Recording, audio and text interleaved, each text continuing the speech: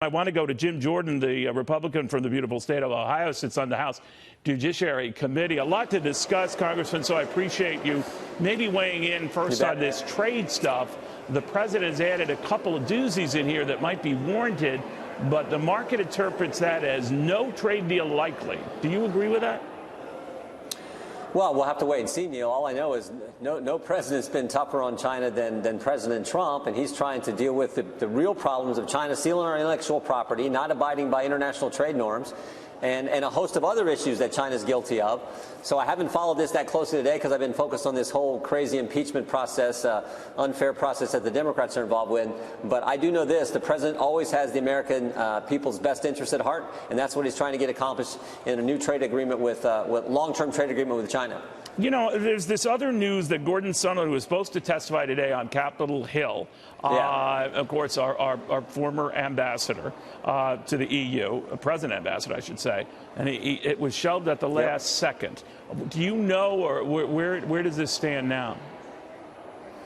Well, he didn't come because the process is so darn unfair. The administration saw what happened to Special Envoy Ambassador Volker when he testified for almost 9 hours last Thursday. When he testified, Adam Schiff selectively leaked parts of his testimony, 67 pages of text messages, Neil, and they pick a handful, pull them out of context, and put those out there, but they won't release the full transcript. So the White House basically said, we're not going to subject the next person, the next witness, Ambassador Sondland, current Ambassador Sondland to the EU, to the same treatment, because they understand the process Adam Schiff is running.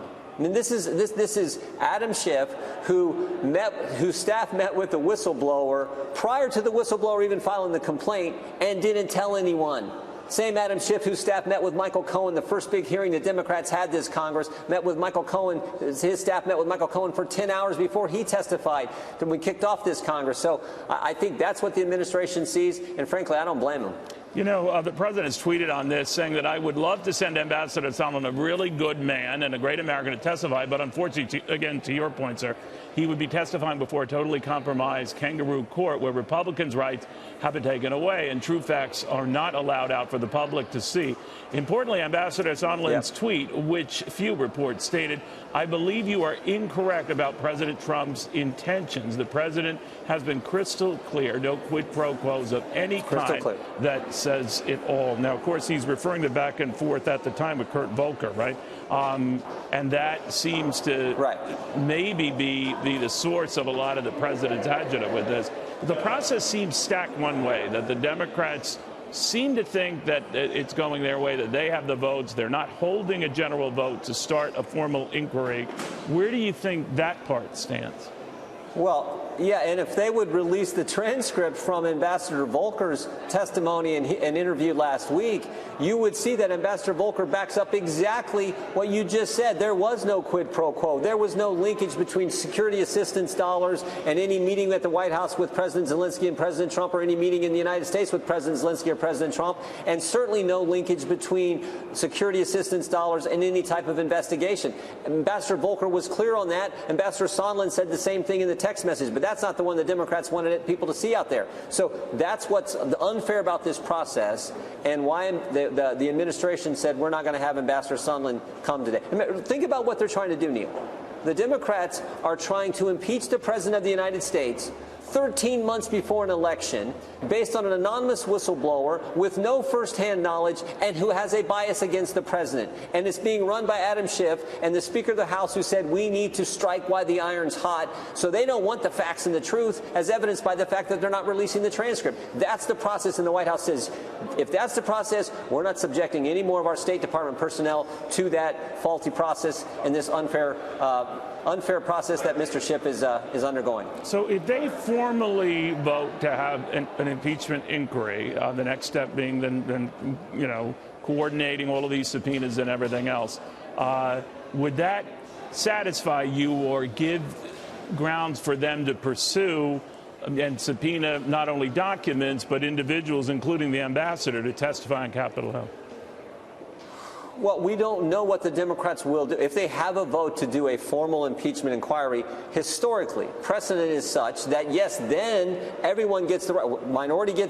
The minority party gets rights. Certainly the White House gets rights. The president gets rights that aren't there now. But we don't know. Maybe they would have a formal vote to move forward with a formal impeachment inquiry. But is and it not your understanding, Congressman, is it your understanding that once an inquiry is voted on, if they go that route, and you're right, in the last two occasions with Richard Nixon and Bill Clinton, that's how it all started. With Johnson back in 1868, it was a different beast, different time.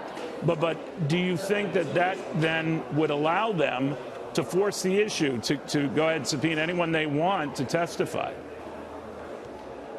It may, but frankly, Neil, these guys are making it up as they go along.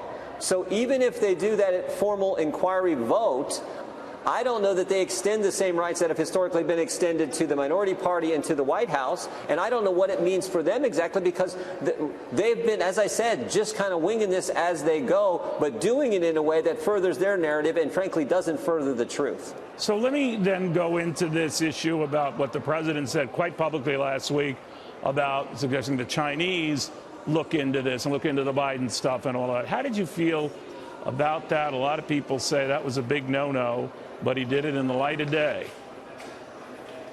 Well, I said this earlier this week. I think the president was saying, frankly, what's on the mind of Americans. I don't think he actually expects the Chinese to do a formal investigation. I think he was saying what so many Americans see in reference to China, that how did Joe Biden's son get this job? How did this all happen? What's going on there?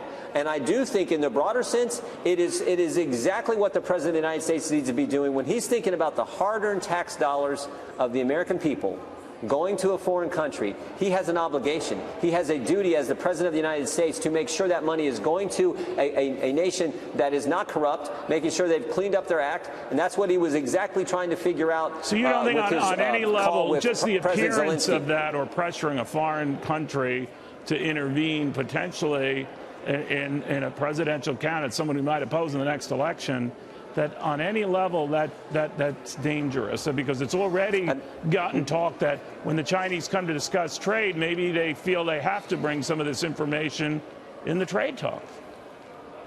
Neil, I think the president is focused on corruption, and I think he's focused on how the American tax dollars are going to be spent to further the interest of the United States, and in the case of Ukraine, to help Ukraine deal with the Russian aggression that is happening on their border. So I think that's what he's focused on. I think that's what the American people expect from the commander-in-chief, expect from the president when it's about their tax dollars and when it's about a corruption issue. Congressman, thank you very much for taking the time. Sorry to throw the market stuff at you in the beginning, but I like following markets, Congressman. No problem. Never a problem. I understand. Thank you very, very much.